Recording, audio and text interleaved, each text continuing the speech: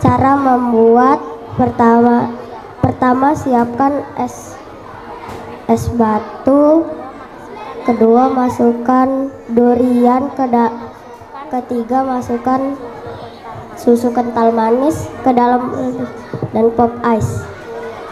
Lalu blender. Sajikan dari topping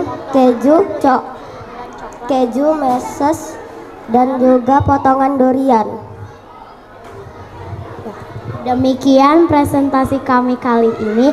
Wassalamualaikum warahmatullahi wabarakatuh. Waalaikumsalam warahmatullahi wabarakatuh. Mana sporternya? 3 Amar. Amar kan? Ya, bawa dong teman-temannya kemari biar ramai ya.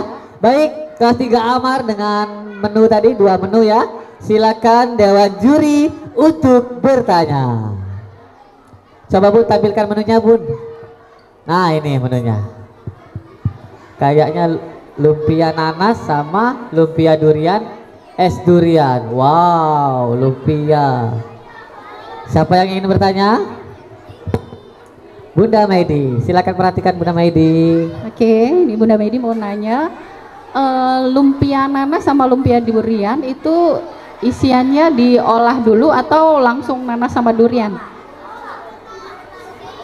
Oh, diolah dulu jadi selai. Sama, durian juga. Oke, ya itu aja Ustaz. Terima kasih Bunda.